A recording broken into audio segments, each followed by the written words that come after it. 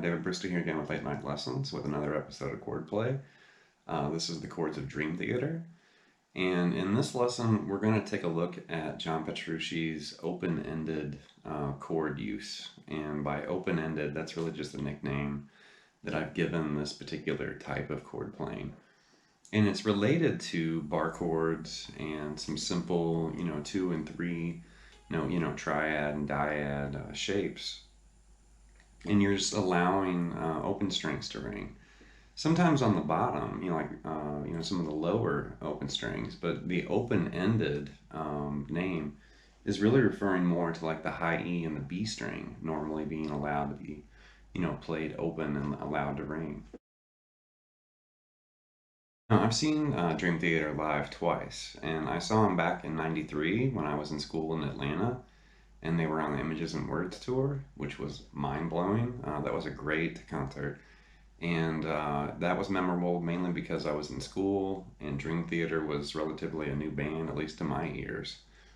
And I heard, some of their music pretty much, not too long after I enrolled and started school at AIM. And they started to kind of pop up on MTV.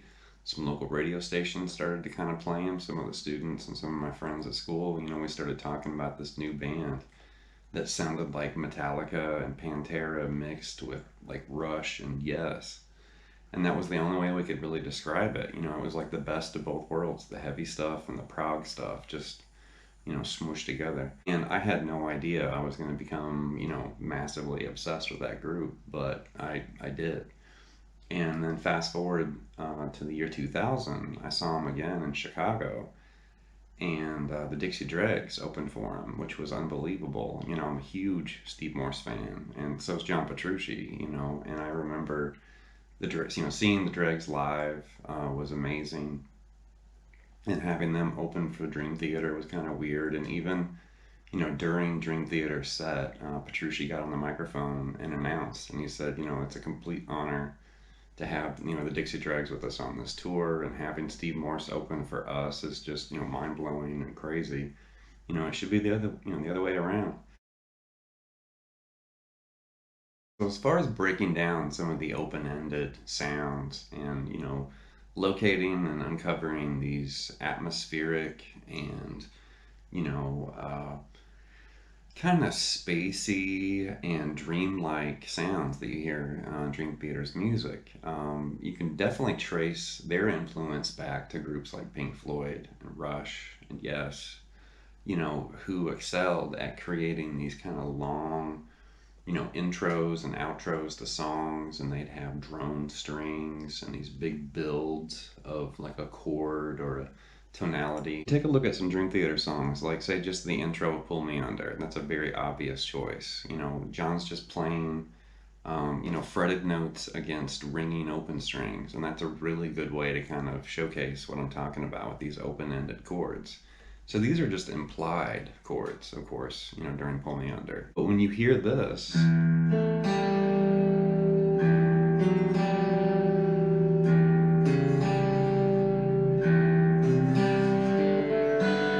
he's basically implying, like what, like an E minor add 11, and like an E minor add 9, and then what, like a E minor 6.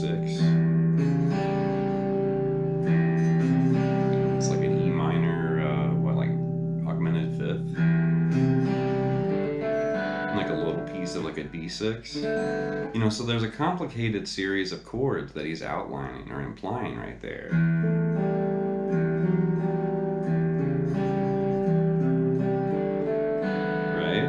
And if you play it the right way, obviously it sounds more like Pull Me Under. Now on the song Scarred, which is on the album Awake, he does the same kind of thing. And there's basically a sustained B note, and definitely John Young on bass is kind of helping support, this foundation. The keyboard obviously is also supporting that foundation. But you'll hear this very simple descending line that's played against a sustained and droning B. So there, let's just take the root note B and the open B string, and then you'll hear this little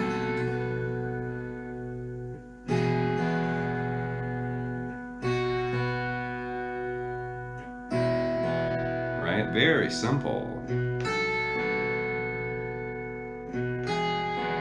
But there, once again, he's just outlining chords.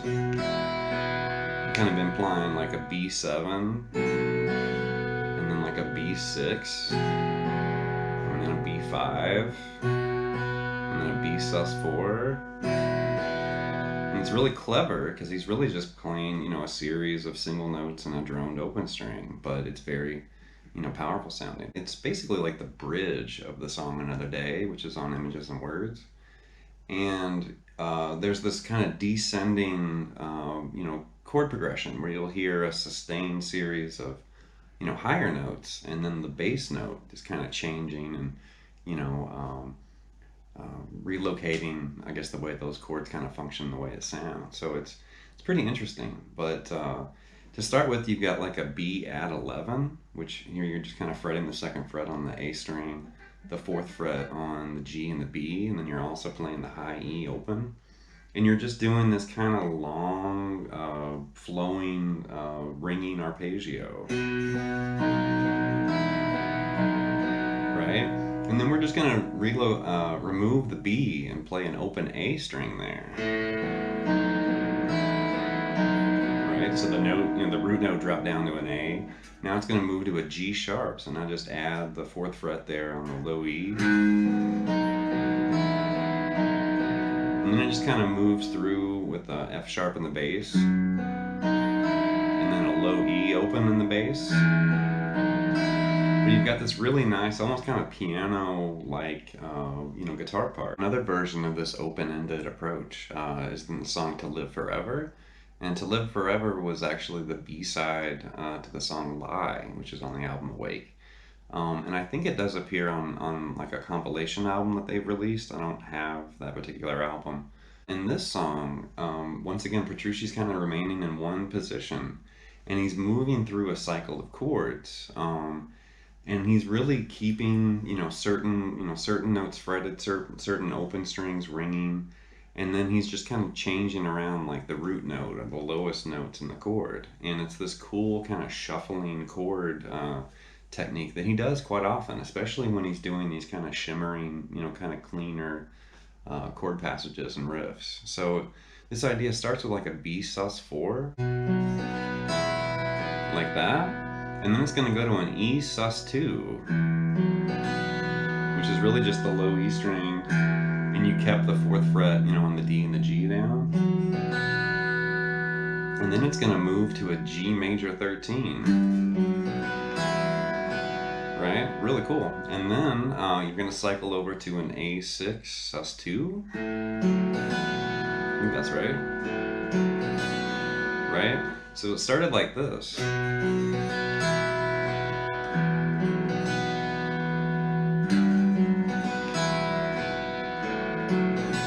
Right? Go back to that B sus4. And then you have a very interesting shape right here. This is kind of a handful. Petrucci kind of excels at finding these very odd, you know, unusual chords. Right? And you have to agree that's a very unusual sound and also fingering for a chord too. But that's a B add 11 over D sharp.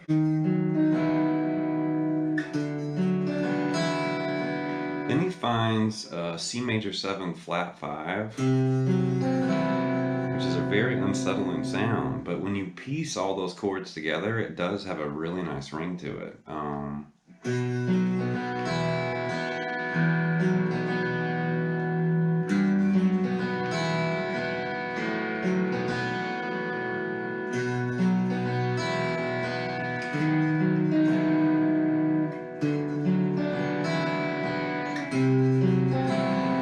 It's also a very challenging, you know, chord workout, which is great, and plus it's a great song. Now we're just going to basically go on an open-ended Prog chord search, and we're going to start right here with basically an A sus2.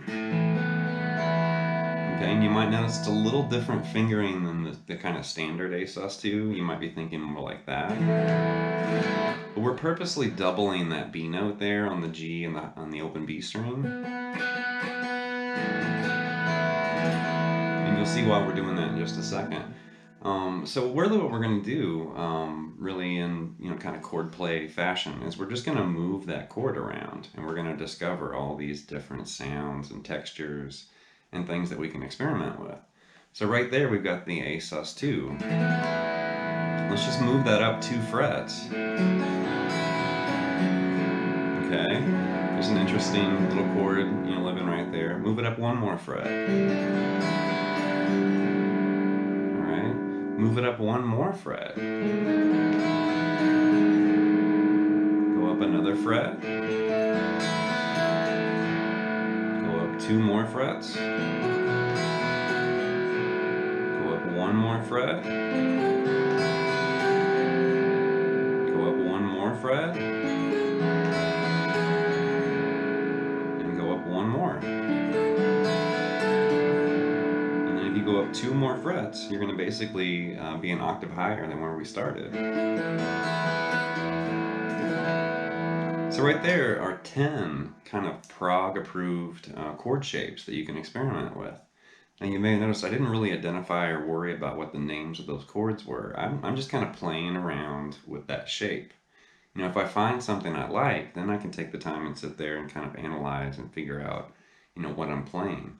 But when you're experimenting and just playing around with chords, don't weigh yourself down with too much information. The song Romania from Awake features this little kind of clean chord passage, and it starts with a G sharp, G sharp minor flat 13, which is right here, which is one of those shapes that we just played with. We're not using the open A string. We're just gonna, kind of go ahead and use that G sharp as the root. Now if I played through this little progression, you're going to recognize it if you know that song, because it's a very distinct, series of chords.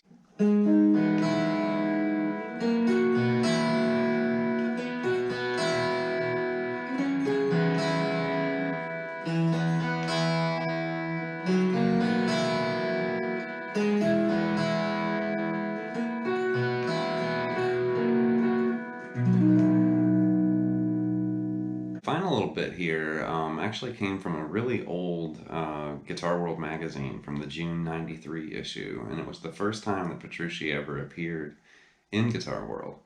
And he had a brief lesson, I think it was called Theatrics, and he unveiled what he called the Lydian Chord. And I remember when I saw that issue in his lesson, I was like, what is that?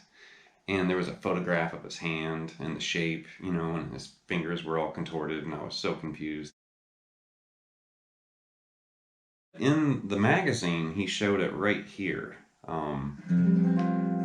which is a really tough location to play this chord. So let's not try it there for starters. Let's try it in the easiest place you can play it, right there. Let's use open strings, right? Okay, very interesting chord. Now I personally would call that an E sus2 sharp 11. If we take this chord and move it up an octave, we'd have a shape that looks something like this. And as far as barring, that shape that we uncovered there in open position, that's a lot more, finger friendly for your fret hand, because the frets are much closer together. And then once you get comfortable with the chord, you could also experiment with like the open-ended version. Allow those open strings on top to ring. But you can also move it. Let's move it down in minor thirds. Move it down to C sharp. So a C sharp sus2 sharp 11. Go down again. You can go to B flat. Go down again to G. If you go down again, you're back where we started with that E. sus2 sharp 11. I hope you got something from this lesson, and taking a look at John Petrucci's open-ended chord use and chord play. Definitely I hope you like the content that I've been making, and please subscribe to the Late Night Lessons channel, and I'll definitely brew up some more, some more content and lessons very soon. Thank you.